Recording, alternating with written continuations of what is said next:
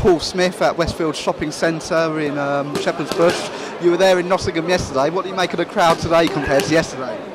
It's a little bit quieter, you know, a little bit less people, but it was always going to be the case in here. You know, this is a huge shopping centre, this one, and it's not a bank holiday Monday and everything else, and there's different fights here today. But it's good for the fans. It's good for people walking around, having a shop, having a nose, or stopping and looking around, seeing what's going on, and it's good for the crazy boxing fanatics who turn up no matter where they are, because they're getting so close to seeing some of the favourite fighters training. And I mean, yesterday Nottingham, first of all, what did you make of that? And Carl Froch, his little workout there. You can never read anything into it. You know, he's doing a few little rounds of pads and everything else, and he didn't look at his best, but he does fight weak, you know, and you just want to get in there and get out and get on. You know, his proper session will have probably been in the night, and he'll have done a hard session, same as like Anthony Joshua's just finished, but I know he'll be training tonight and everything else. So you just want to give the fans a little something, and sometimes it's a hindrance as a fighter. You just want to rest, and it's fight week. You don't really have to do anything, so but you have to come out and do this. But you know, the media and the fans are what are paying your wages, so to speak. So you have to come out and give them what they want. But I wouldn't read too much into it, but I still am interested to see what Groves looks like today. Of course, you're a matchroom fighter under Eddie Hearn.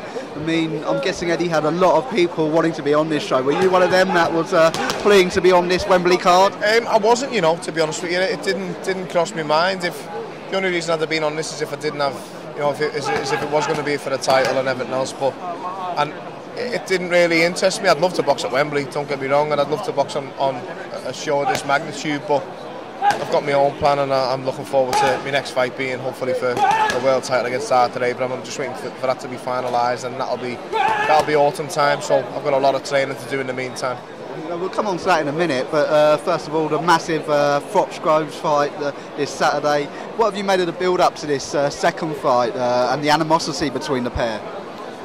I think there's probably a bit less animosity this fight than there was the first fight, because there's that respect of two fighters having shared the ring together, which is, you know, it's universally known, it's worldwide, and it goes for everyone. You know, I've seen James earlier today, and it's great seeing him, great catching up with him. I've boxed him. I'm the same with George when I see him, and any other opponent I've boxed with.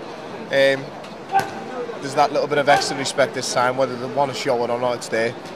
But I think Carl's trying to sort of shy away from all that stuff, you know, and trying to just concentrate on business and concentrate on the job. And George is trying his best to get into Carl's mind and trying to basically ruin him mentally and break him, you know. And that's where Carl's got to be strong-minded and just concentrate on the fight itself.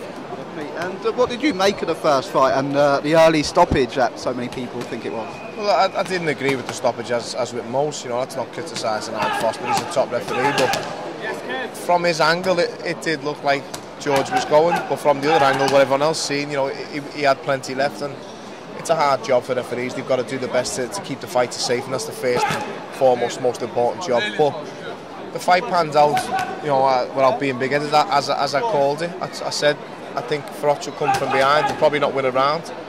I think Groves could knock him out early. I said that as well, so I wouldn't be surprised if George knocked him out the first round. It almost come in. He's a rapid starter, he's a fast starter, he's a big puncher with speed and accuracy. Froch is a slow starter. It had a recipe for disaster for Froch. But you always know with Froch, he's always in a fight until the very last bell. And Groves seems to tire a bit later on. Froch gets stronger later on. It had the recipe to go exactly how it was. This fight, I can see it all being done and dusted within 4 or 5 rounds. I can see the pair of them meeting head on centre of the ring and just going for it, because I think George may think he'll need to put it on him early to get him out of there, and Carl wants George to stand and fight with him because he's got a chance, because if he doesn't, if George boxes him, I think Carl's going to struggle for a good 5 or 6 rounds, 7 rounds again. And I mean, you mentioned this could be done early. Which way do you see it going? It's literally, I might as well just get a coin out at the minute. You know, that's me, for my opinion. I can sit and argue a case for both fighters all day, and I've said time and again, I've never been scared to voice my opinion and nail my colours to the mast, but I am changing day by day.